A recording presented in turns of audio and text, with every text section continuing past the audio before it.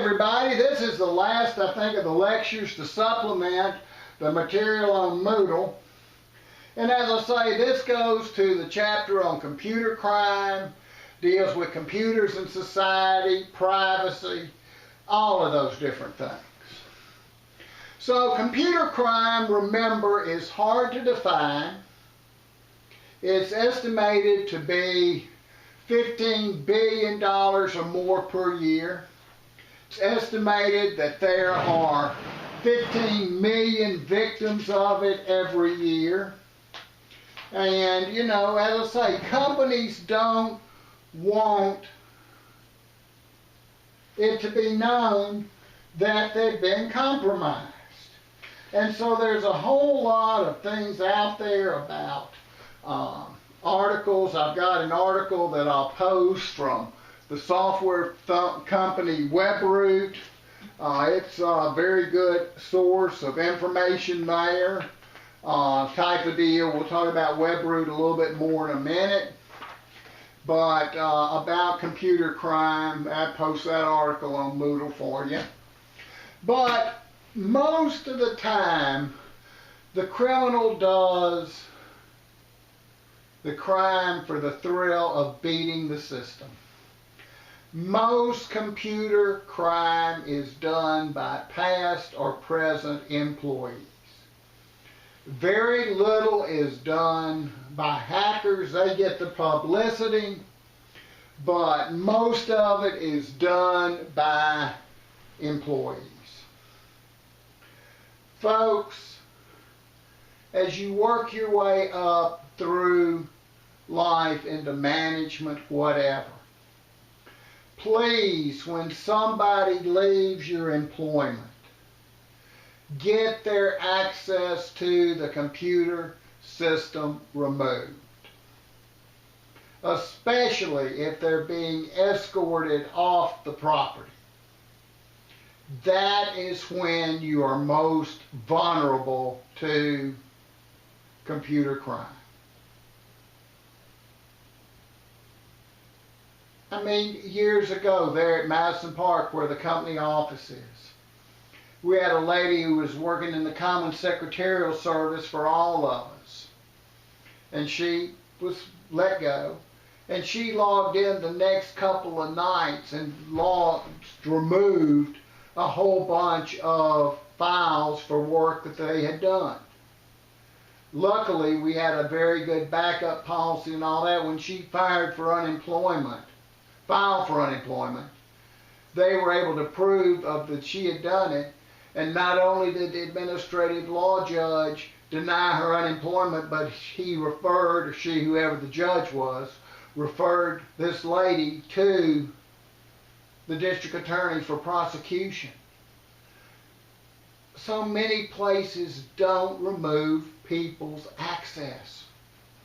I mean, for years after I first started teaching, I'd done a lot of graduate work and otherwise with Dr. Mike Clarity. Well, I had all of this data out there on his library on the mainframe. They never removed him under the old system. So I just continued to log on to access his data. I didn't have to move it to my library. But there are 5 types of computer crime. The first are computer malware and viruses. The second is unauthorized access. The third is hardware theft. The fourth is software theft. And the fifth is information theft. And as you look here at the PowerPoint slides, you look here at the notes on Moodle, you notice that the following slides, we're going to look at all of these 5 types in a lot more detail. Well, folks, remember, malware or viruses are programs that are intentionally designed to interfere with a computer's normal operations. And they can be destructive or non-destructive type of deal. They can do things like partial destruction. Maybe they format a disk. Maybe they're non-destructive in that they display a message. As I've said in class, Most of the students here in these 35 plus years I would love to have again. There are only about a dozen I wouldn't want to have, and 4 of them were in the first time I taught 111, the 115 predecessor. I had 2 punk rockers, and we won't discuss how they acted.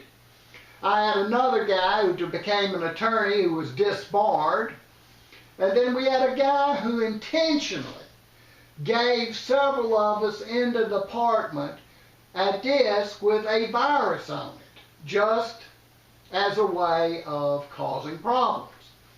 Now, as I say, I've always graded all of your tests, the first page, and the second, and the third, and the fourth, you know, and shuffled and all that. If I'd ever had him again, I would have graded his test separately and given it special consideration. But anyway, viruses can be developed for somebody who has for a practical joke, a personal vendetta against a company or another person, the computer illiterate political terrorist, someone trying to gain publicity, maybe the bored unnoticed genius, maybe the mentally disturbed psychopath, but the threat is real. Viruses can enter your computer by covert entry, by downloading illegitimate copies of software. You know, you're not going to get a copy of Office for $49.95. You know, make sure you have legitimate copies. Make sure that you know how things are developed. You know, don't buy software off the internet type of deal. Have a good virus protection program. Unfortunately, a lot of the more popular virus protection programs have so many holes in them that they don't give a lot of protection. I personally use a program called WebRoot. And WebRoot, you pay about $60 a year, but I can license it for 3 different companies. Another thing to do is provide physical security for your computer. A friend of mine, years ago, I was trying to reach him. He did computer installations, repairs, and all that, and I couldn't reach him.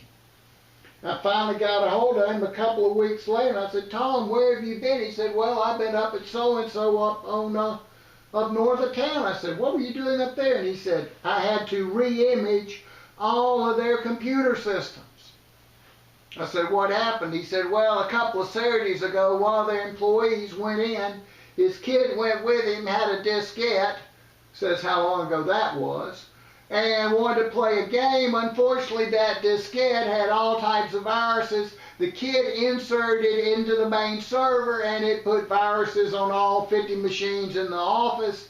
And so I'm having to re-image all of them, and I've finally been up there after 2 weeks, and we won't talk what it cost about."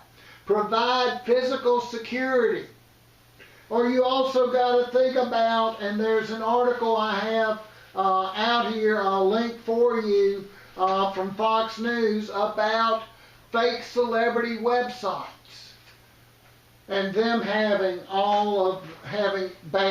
bad links to them. But a virus can spread. It can be triggered by when a certain event happens, or when it's copied itself so many times, or a certain date, or a certain number of keystrokes type of deal. But you have to think about security. Or you have other things. You have Trojan horses, programs that appear to be useful but will cause problems later on, send personal information back to some hacker. Or logic bombs that cause sudden unexpected computer problems, or worms that remove data or programming that are self-replicating. Or you hear about rootkits that are backdoor entry that are hard to detect. Or now there's so many articles out there on ransomware, you know, that'll lock your computer up. They were originally against businesses and individuals. Now you're hearing about where they can actually attack on home networks and raise the temperature of your home thermostat up to 99 degrees. You know, I wouldn't pay ransomware on a home thermostat. I still have an old one. I just buy a new thermostat. Or they've reportedly they can take control of your car if it's, you know, a smart car. But there are lots of things that have happened, and there are lots of articles out there. I mean, Caddo Parish, Magnolia Charter School, back last year, got caught, and the Caddo Parish spends money to them, and I think it was like $750,000 got sent to an unauthorized account and had to be freed up. Or there in the summer of 2019, numerous Caddo school districts had their computers ransomwared and had to free it up. State of Louisiana, Sacramento, Baltimore, all of these things. So there are all of these articles that I'll scan in and put out on Moodle for you, type of deal. Be aware of it. But ransomware, having to pay off in bitcoins or whatever type of deal. So just be aware of those things. Or the second form of computer crime is unauthorized access. Using company or school computers for personal use, private programming. Or maybe your system being attacked. Have a good friend who's a brilliant engineer, and he had his home computer print a test page every day and all that, but you have to worry about printers that would do various things. Or Bill had this article that he found things for on computers that gave him a problem. You know, look at those things. Look at that. Or you have program services theft. Another thing. Turn off Bluetooth. If you're not using it, it lets somebody get into your machine. Or we talk about program services, hackers, all of those things. Passwords, remember, don't use common names. Don't use your kids' names. I mean, back when I had Dr. Clarence Adams for an econ course, you know, we used Clarence's kids' names for our logon and password on the LSUS mainframe. And please don't put your password on a Post-it note and put it on the side of your computer monitor. Or you say, oh, I'll be real good. I'll put it underneath my keyboard. Yeah. Or there's stories about, you know, people using their kids' names, and a guy stood outside of a company gate one time asking people for the names of their kids. Say they were doing, you know, a survey of the most popular baby names and all that. He went back in and started just typing in those combinations of names. Don't use your kids' names. Or, you know, one of the major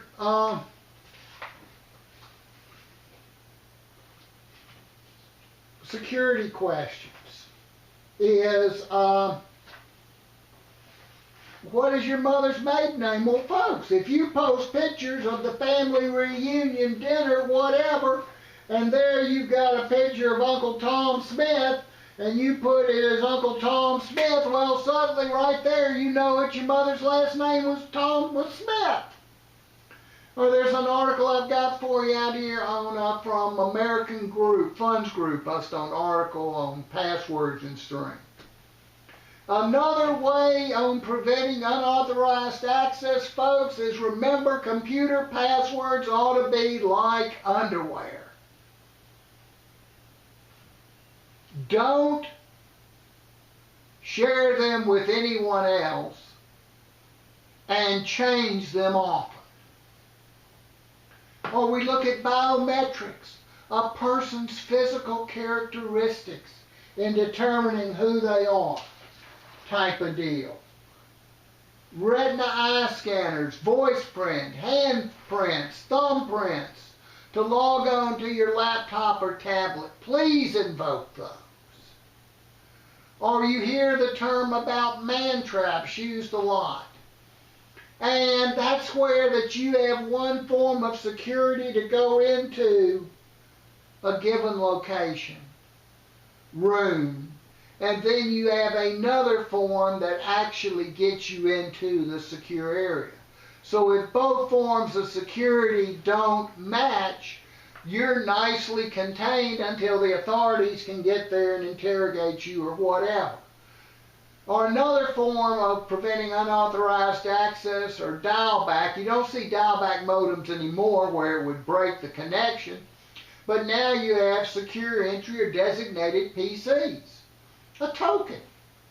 When I log into my bank account to check my balance or payroll or whatever, I can only log in from my laptop or one other machine.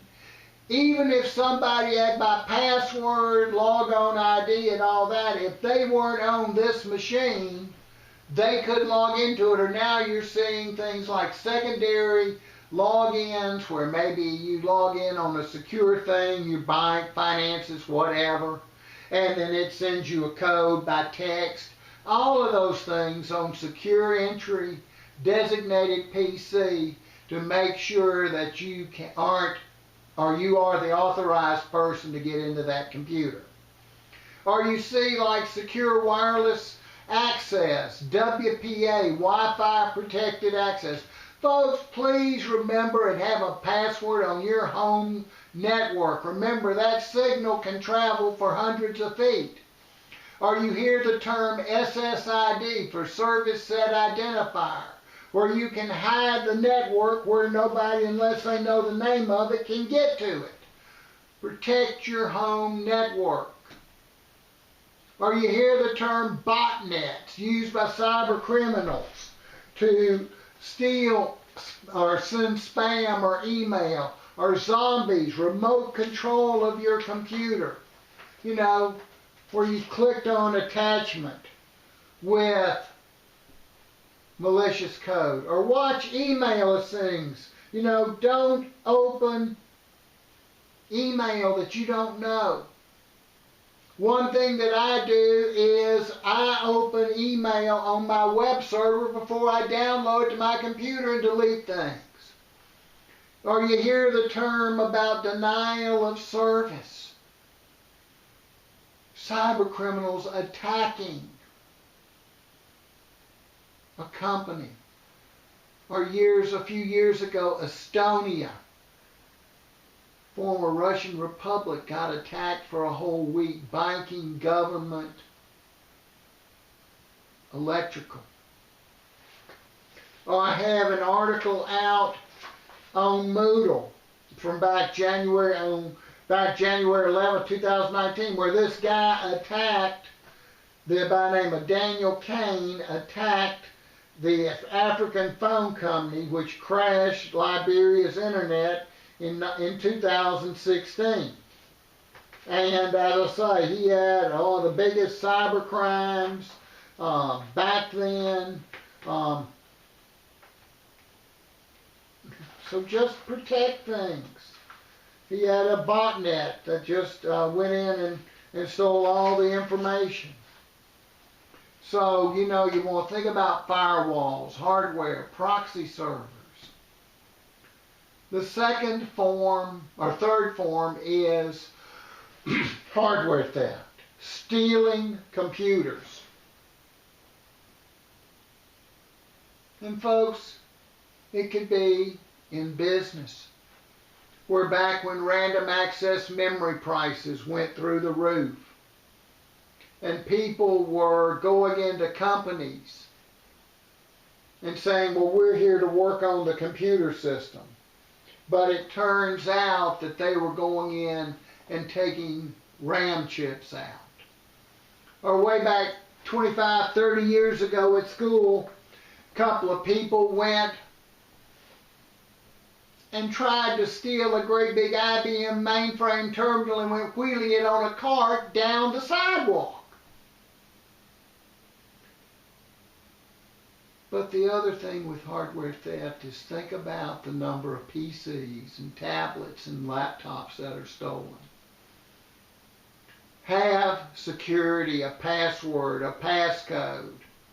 Maybe have the ability to remotely wipe your machine or tracking or locking it. Backups. Or the fourth form of computer crime is software theft. You as a company or government, if you're caught with unauthorized copies of software on your machine, you can be fined $25,000 per machine. That's why you see site licenses for software.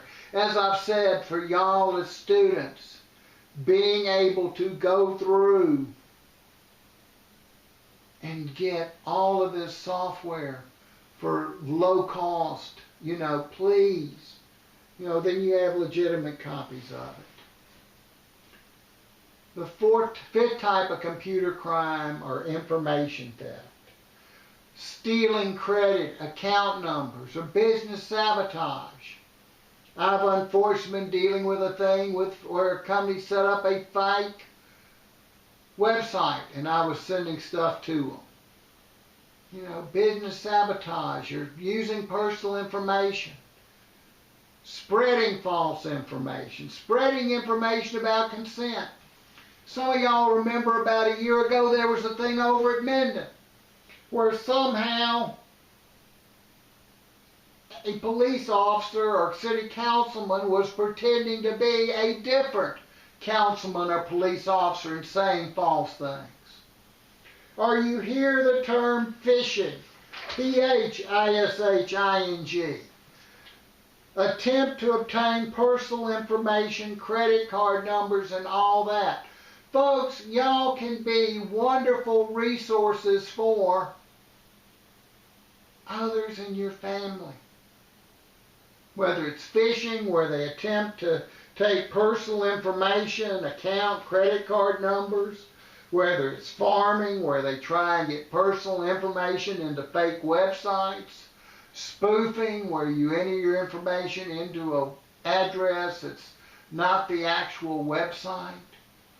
Please be careful. If you get these funky emails and the grammar on them is bad, it's short sentences, things like that, it very well could be a fake email or website trying to get your information type of deal.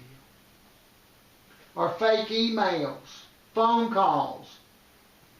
No, you're not going to get an email from the sheriff that there's a warrant out for you. You need to send them a gift card as such. The IRS. Scams. Say fake websites. There was a scam that went on periodically where you would get an email from somebody who they had compromised somebody's contact list, and everybody on that contact list got this email saying from whoever it was, we'll talk here in a minute, saying that they were out of the country and they sent it to your grandmother that you, the favorite grandson, is out of the country and she needed to send money to get you free. All of those things are fake. And there's several of them that are just here in the area. Some of y'all know Dottie Bell, who's on the school board, retired educator. Miss Dottie had her email compromised and friends got emails that she was trapped out of the country. Well, Miss Dottie, being who she is, She called the news media, had a news conference in her living room, saying, I haven't been anywhere, I'm fine, don't send money. Or had a Louisiana Methodist minister in South Louisiana who this happened to. Or Tammy Knotts, some of y'all know Dr. Knotts over in College of Business Management department head. Somebody compromised Tammy's email. And back in August of 2019. And all that thing. You know, fake information. So just be aware of it. Be very careful, and I'm getting even more so these days. But you have other things. You have clickjacking that sends people to fake sites. Say, remember, computer crime is hard to detect. Look at websites you go to. Make sure it's the actual website. Don't enter information. Remember, only 10 to 15% of computer crime is reported. Most companies do not want it known that they have been compromised. It's a lot better bad publicity for a bank that you see on the 6 o'clock news that somebody walked into the bank and held them up. It doesn't bother your confidence. You're thinking, was anybody hurt? Oh, I use that bank branch.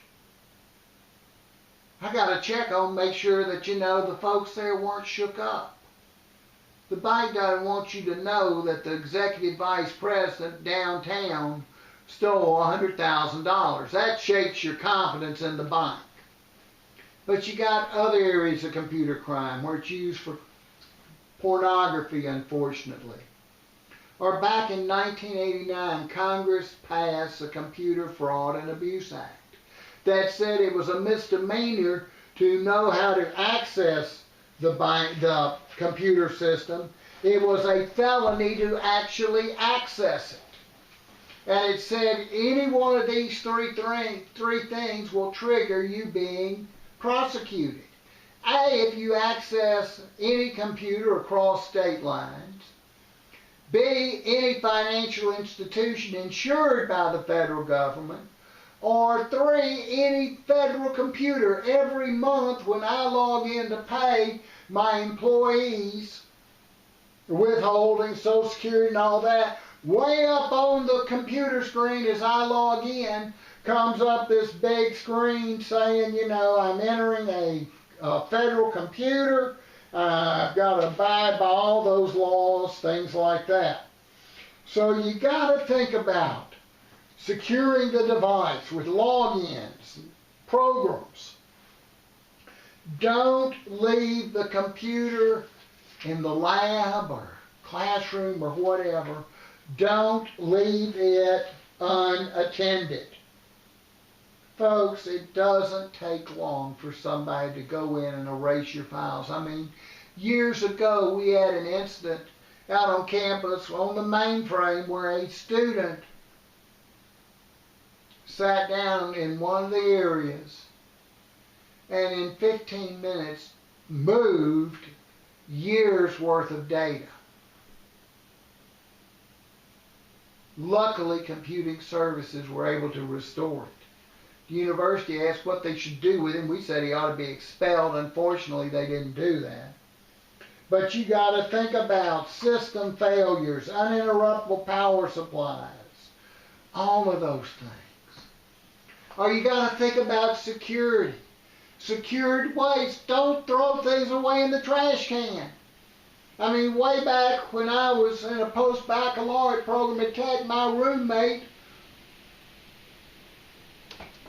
was a art major, architecture. He loved to take all my computer printouts because he could draw on them and otherwise. Don't throw things away in trash cans. I don't care if it's in the computer lab or home. People will go through your trash, you know, shredders. You know, we talk about passwords. Changing them. Or cryptography. Data encryption, where if somebody jumps into the middle of that program, that data stream, all they would see would be gibberish. type of deal for cryptography or encryption. Applicant screening. Folks, you've got to check people out. Says only 10 to 15% of people who are hired, their references are checked. And I don't care if it's working at the fast food place or many years ago we had an incident where that we were hiring somebody for LSUS, and that person, it turns out their references were fake, and we almost hired them. Please.